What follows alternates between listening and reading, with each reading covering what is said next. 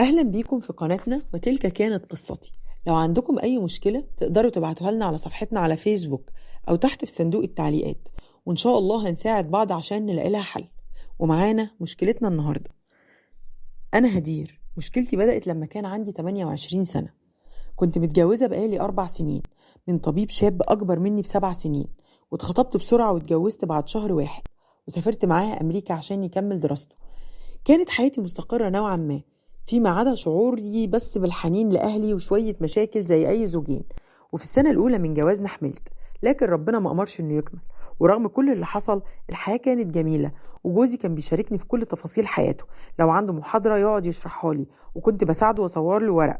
والحمد لله نجح بتفوق في دراسته، وقرب ميعاد رجوعنا لمصر. ومع إرهاق تجهيز السفر اكتشفت إني حامل، بس للأسف أول ما وصلت مصر فقدت الحمل ده، ورجعت لشقة الزوجية اللي كنا شاريينها على الطوب وجهزناها سوا ركن ركن.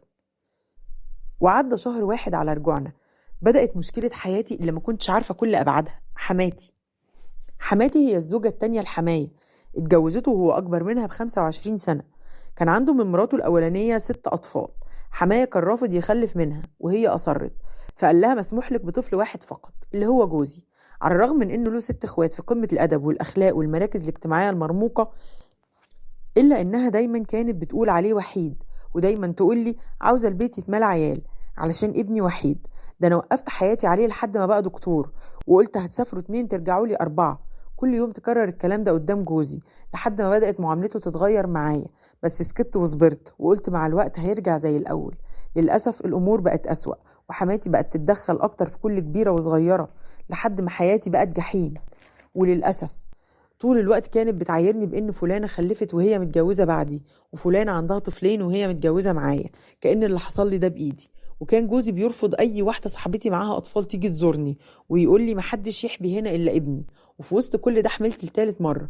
فرحت جدا، وجوزي بدأت معاملته معايا تتحسن، لكن للأسف ربنا ما أردش انه يكمل. وكنت حاسة اني هموت من شدة الحزن.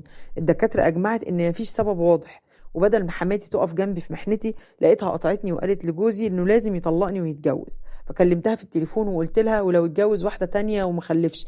قالت لي هتتطلق ويتجوز 3 ورابعة و5 لحد ما يخلف، لانه لازم يخلف، وبخاصة ان دي فترة شبابه ما يستناش لما يكبر. فقلت لها حسبنا الله ونعم الوكيل، ربنا هيجيب لي حق منك. فقالت لجوزي خلاص روح دار الافتاء عشان تسألهم الحكم في طلاقها. فقلت له هاجي معاك. قال لي لا، بس انا اصريت جدا. وبالفعل رحت معاه، واستقبلنا هناك شيخ فاضل جدا، وقال لي ان الانجاب هبه من عند ربنا، وبناخد بالاسباب انها مش سبب للطلاق، وبخاصه لو ربنا رزقك بزوجه طيبه وبتحبك ومتمسكه بيك زي دي. بصراحه كلامه كان جميل جدا، حسيته كانه زي البلسم. بس حسيت ان جوزي زعل، وكان نفسه ان الشيخ يديله اشاره خضراء انه يطلقني، وتدخل الاهل عشان يمنعوا الطلاق. وحماتي قالت موافقه، بس هديهم فرصه واحده بس كمان للحمل. وحاولت انسى كل اللي حصل. رحت عمرة أنا وجوزي ورجعت نفسيا أفضل.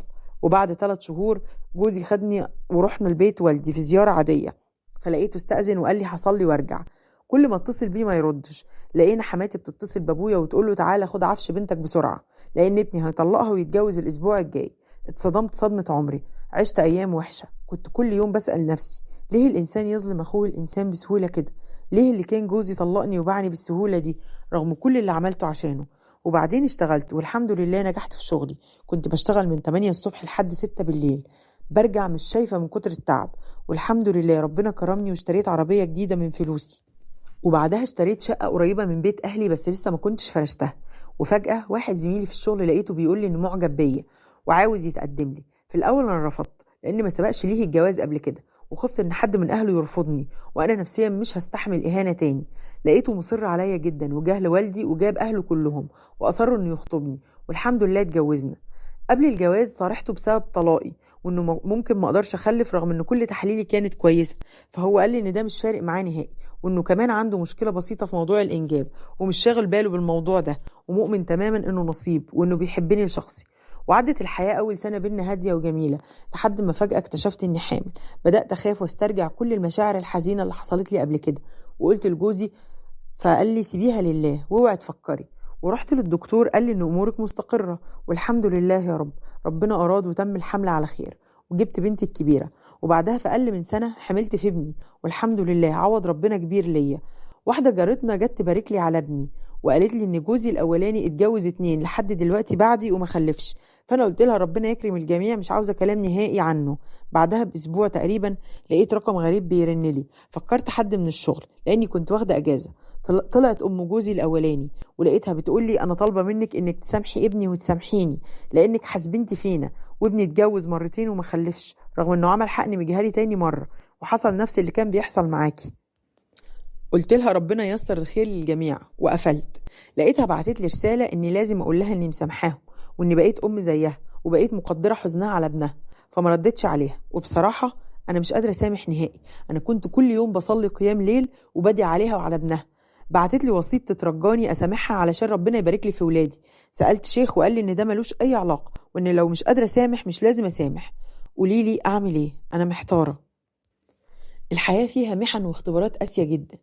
الدنيا دار ابتلاء، ويمكن سبقت ليكي مكانة عند ربنا ما كنتيش هتبلغيها بعملك، فابتلاكي عشان يرفع درجاتك، والحمد لله انه عوضك خير.